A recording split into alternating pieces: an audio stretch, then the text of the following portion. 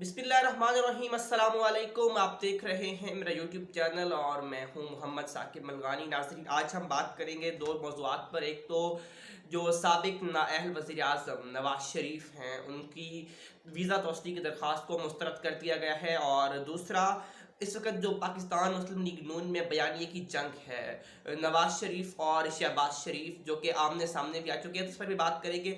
लेकिन पहले बात करते हैं नवाज़ शरीफ के हवाले से कि जो उनकी तौसीक़ की दरख्वास्त थी वीज़ा की, वो बरतानिया में होम डिपार्टमेंट लैंड ने मुस्तरद करती है नवाज़ शरीफ की। अब नवाज़ शरीफ के लिए बड़ा झटका ये भी साबित हो रहा है, क्योंकि साबिक वज़ीर आज़म जो कि नाअहल भी हैं, वो 4 हफ्ते के लिए गए थे बैरून मुल्क इलाज के हवाले से। तकरीबन 1.5-2 साल होने के करीब हैं, लेकिन अभी तक उनकी वापसी का कोई इम्कान मौजूद नहीं है। अब सवाल ये पैदा होता है कि नवाज़ शरीफ साहब वहाँ पे चले तो गए, अब वहाँ पे जब उनकी जो तौसीक़ की दरख्वास्त थी वीज़े की, वो मुस्तरद हो चुकी है, अब उसके बाद उनके पास क्या कानूनी ऑप्शंस मौजूद हैं, वो क्या कर सकते हैं। एक तो ये कि पाकिस्तान ऑलरेडी उसका पासपोर्ट मनसूख कर चुका है नवाज़ शरीफ का, अब वो एक मफरूर शहरी के तौर पर मौजूद हैं। तो अब नवाज़ शरीफ दरख्वास्त देंगे, वहाँ पर होम डिपार्टमेंट में अपील करेंगे, या दोबारा से जो कोर्ट्स है बरतानिया की, वहाँ पर भी अपील दायर करेंगे। अब उसके बाद जो वहाँ पर फैसला होगा, तो उस फैसले के आने तक साबिक वज़ीर आज़म नवाज़ शरीफ वहाँ पर बरतानिया में कानूनी तौर पर मुकीम है और कानूनी तौर पर वहाँ पर रह सकते हैं, और यह अपील 14 रोज़ के अंदर तक की जा सकती है। यानी कि 14 रोज़ के अंदर तक साबिक वज़ीर आज़म जो है वो अपनी अपील दायर कर सकते हैं, और अगर तो उनकी दरख्वास्त मंजूर होती है तौसीक़ की, तो ठीक है, वो रहेंगे, वरना उसके बाद उनके अंदर जो भी ऑप्शन होगा तो वो उस ऑप्शन को चूज़ करेंगे। अब जो हुकूमती वज़रा है, वो तो कह रहे हैं कि जी आप पाकिस्तान में आ जाएँ, अपना इलाज भी यहाँ पे करवा लें, और यहाँ पे जो अदालतों के सामना है, जो मुकदमात का सामना है, वो भी आप आके करें, क्योंकि आप एक सज़ा याफ्ता मुजरिम हैं और आप एक नाअहल वज़ीर आज़म हैं। और नवाज़ शरीफ साहब वहाँ पे जाके जी क़यादत कर रहे हैं अपनी पार्टी की। इस पर भी आगे चल के बात करते हैं, लेकिन लेट्स सी कि आगे यहाँ पर क्या होता है, कि क्या नवाज़ शरीफ को जो अब वो चाह रहे हैं, क्या वो होगा? क्या अब वो लंदन में मज़ीद रहेंगे? और इस पर शहबाज शरीफ ने भी नवाज़ शरीफ को टेलीफोनिक कॉल की और उस पर यह कहा कि आप लंदन में ही रहें जब तक आप इलाज नहीं करवाते। तो ये बात तो समझ से बाहर है कि नवाज़ शरीफ साहब जब से वहाँ पर गए हुए हैं, तब तक अब उन्होंने एक सर्जरी भी नहीं करवाई, और अब तक उन्होंने किसी डॉक्टर से चेकअप या ट्रीटमेंट नहीं किया। जो यहाँ पे दस्तावेज़ात भेजी गई, वो भी ऑलमोस्ट जाली ही थी। अब जी बात करते हैं कुछ पाकिस्तान मुस्लिम लीग नून के अंदरूनी इख्तलाफात के हवाले से। तो अब दोनों के इख्तलाफात अब शिद्दत इख्तियार कर चुके हैं पाकिस्तान मुस्लिम लीग नून के अंदर। यानी कि अब पार्टी के दो बयानी हैं, एक मफाहमत का बयानिया है, दूसरा मज़ामत का बयानिया है, और पार्टी के लीडर हैं 3। नवाज़ शरीफ भी लीडर हैं, शहबाज शरीफ भी लीडर हैं, और मरियम नवाज़ साहिबा भी लीडर बन चुकी हैं। अब शहबाज शरीफ को देखें, वो आपको कहीं भी मुतहर्रिक नज़र नहीं आएंगे। वो कश्मीर के इलेक्शन हो, सियालकोट का इलेक्शन हो, जहाँ पर उन्हें बदतरीन शिकस्त का सामना करना पड़ रहा है। तो अब इस शिकस्त के बाद उनके अंदरूनी इख्तलाफात जो हैं वो खुलकर सामने आ चुके हैं, और इन इख्तलाफात के अंदर क्या नून लीग को आगे भी शिकस्त होगी या क्या होगा। अब बयान ये की जंग है कि एक जो लीडर है वो चाहता है कि वो मफाहमती बयानिया इख्तियार करे, जबकि दूसरा चाहता है कि नहीं, मज़ाहमती बयानिया इख्तियार करे। अब दोनों इस वक्त अलग अलग हैं और पार्टी में शदीद इख्तलाफात हैं। मज़ाहमती बयानिया वाले कहते हैं कि जी जो मफाहमत का बयान है, शहबाज शरीफ कुछ भी नहीं कर रहे पार्टी के लिए, वो पार्टी की जो जिदोजहद थी, जो पार्टी की लीडरशिप थी, वो उसको कंट्रोल नहीं कर रहे, उसको नहीं संभाल रहे।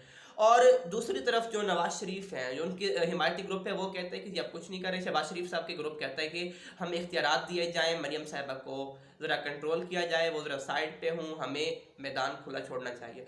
अब लेट्स सी कि यहाँ पे क्या होता है, क्योंकि अब दोनों चचा भतीजी भी आमने सामने आ चुके हैं, और जाहिर सी बात है कि नवाज़ शरीफ भी इस वक्त खासे तशद्दुद का शिकार हैं कि अब पार्टी में चल क्या रहा है, क्योंकि पार्टी में इख्तलाफात खासे हद तक बढ़ चुके हैं, और अब पार्टी के सीनियर रहनुमा जो है वो इख्तलाफात को ख़त्म कराने की कोशिश कर रहे हैं। अगर ये इख्तलाफात होते हैं तो क्या इससे पार्टी की जड़ें खोखली होंगी? क्या नवाज़ शरीफ और शहबाज शरीफ अलग अलग होंगे? लेकिन पाकिस्तान मुस्लिम लीग नून इस बात को कहती है कि जी दोनों एक ही जगह पर हैं और लीडर नवाज़ शरीफ है। लेकिन वो नवाज शरीफ जो भगोड़े बन के लंदन में बैठे हुए हैं, और जाहिर सी बात है वो पाकिस्तान नहीं आना चाह रहे, अदालतों से मफरूर हैं। पाकिस्तान के जो कवानीन में वो एक इश्तिहारी हैं और एक सदा याफ्ता मुजरिम के तौर पर जाने जाते हैं।